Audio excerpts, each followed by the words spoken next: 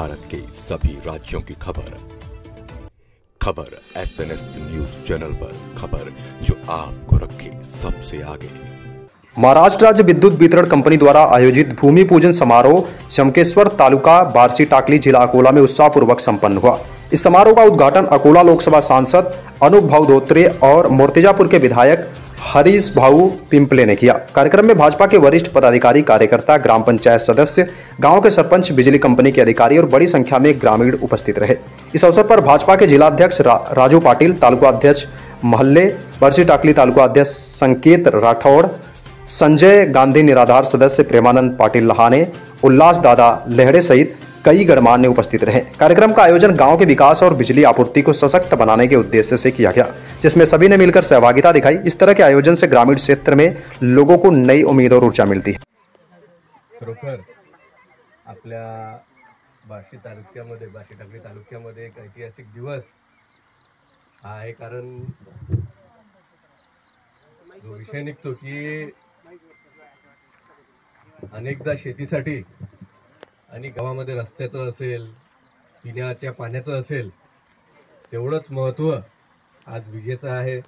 विशेषतः जो आपला तालुका आहे बार्शी टाकली तालुका, इथे जी आपली जमीन आहे त्या जमिनीला इतर तालुक्यांपेक्षा जास्ती पाणी, म्हणजे एखादं हरभऱ्याचं पीक आहे किंवा ज्याला पिकाला 2-3 पाणी इतर गावामध्ये लागत असेल तर आपल्याला एक शिल्लक पाणी आपल्या भागामध्ये द्यावं लागते। आणि आज खरोखर आनंद होतो की हरीश भाऊच्या माध्यमातून रस्त्याचे तर कामं झालेच आहेत,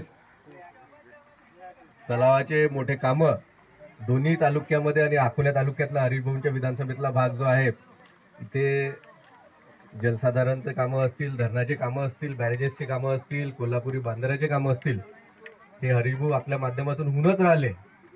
परंतु आपण जे म्हटलं की सध्या जे महत्त्व आहे हे विजेचं आहे।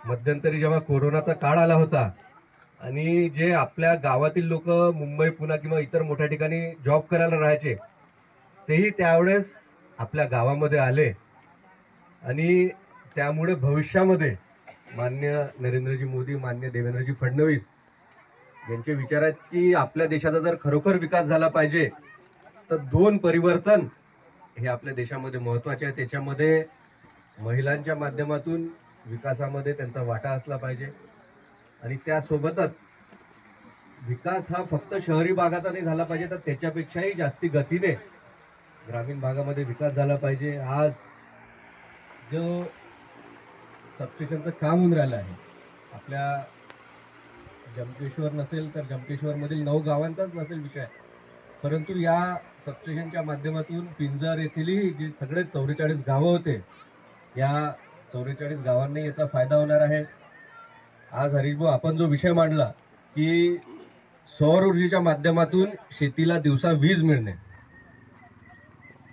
आपल्या भागामध्ये आपण पाहू शकतो की अनेक जे पारंपरिक पिकं आहेत, सोयाबीन झालं, कपाशी झाली, या पिकाच्या पलीकडे जाऊन आज फळबागा असतील, भुईमुगाच्या पिकाला आपल्या भागामध्ये, तालुक्यामध्ये मोठ्या प्रमाणात भुईमुगाचं आपण पीक घेतो, परंतु त्याला लागणारे पाणी आणि त्याला जर रात्री पाणी द्यायला लागलं तर त्याला येणारा खर्च हा मोठ्या प्रमाणामध्ये आहे। त्याचप्रमाणे रात्री वीज असली आणि रात्री जर ते आपला स्प्रिंकलर सेट उघडून गेला, पाणी वाहून गेलं तर जमिनीचं नुकसान होते, खत त्याच्यामध्ये वाहून जाते आणि तिथलं पीकही जळून जाते। असे अनुभव आपल्याला आलेले आहेत।